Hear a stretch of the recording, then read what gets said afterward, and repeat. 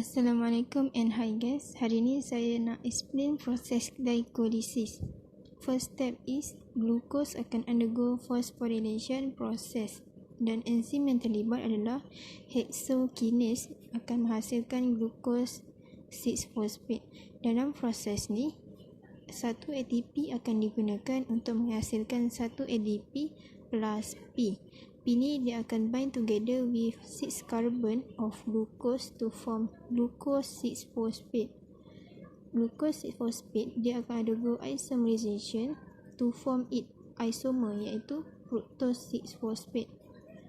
Fructose 6-phosphate ni dia akan undergo phosphorylation dan dia punya enzim yang terlibat adalah phosphorylatokinase untuk menghasilkan fructose 1,6-biphosphate. Dalam proses phosphorylation, kita akan gunakan satu lagi ATP untuk menghasilkan ADP plus P.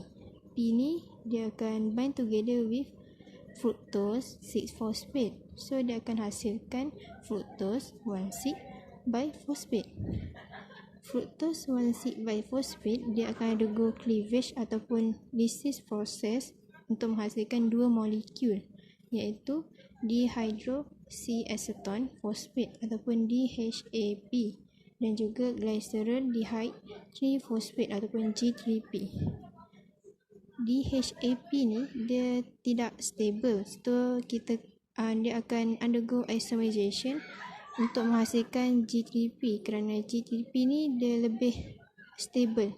So dekat sini akan ada dua molekul of G3P. G3P dia akan undergo oxidation dan juga phosphorylation process, di mana oxidation ni adalah NAD+, dia reduce to form NADH+H+.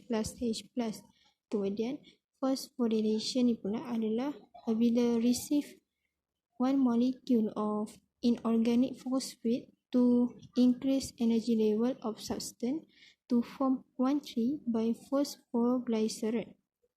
1,3-biphosphoglycerate dia akan undergo substrate level phosphorylation process untuk menghasilkan 3-phosphoglycerate. Okey, dalam proses SLP ni, ATP akan dihasilkan secara direct. So dekat sini kita akan hasilkan 2 ATP.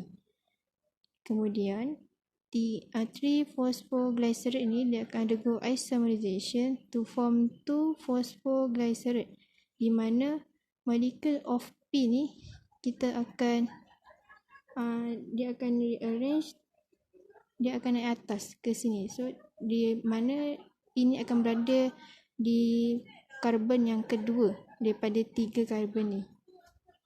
Kemudian 2-phosphoglycerate akan undergo dehydration process, di mana air akan dibuang untuk menghasilkan phosphoenol pyruvate ataupun PEP. PEP ni dia akan undergo substrate level phosphorylation untuk menghasilkan pyruvate. Okey, dalam proses SLP kita akan menghasilkan ATP secara direct. So dalam whole proses ni kita akan dapat 2 NADH plus 2H plus kita dapat daripada proses ini, di mana tadi ada 2 G3P. So bila 2 G3P dapat start daripada proses nombor 6 sampai proses nombor 10, step yang terhasil tu kita kena darabkan 2 sebab dekat sini ada 2 molekul of G3P.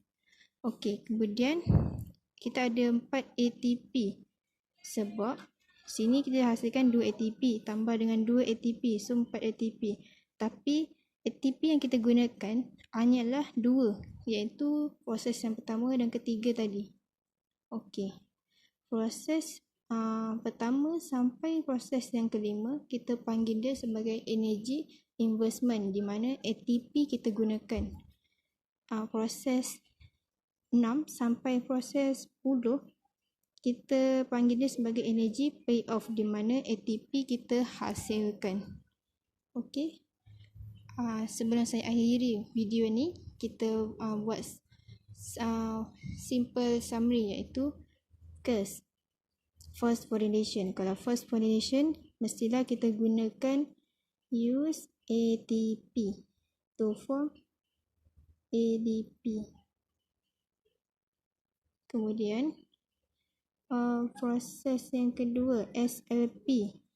Kalau substrate level phosphorylation, mestilah kita directly form ATP.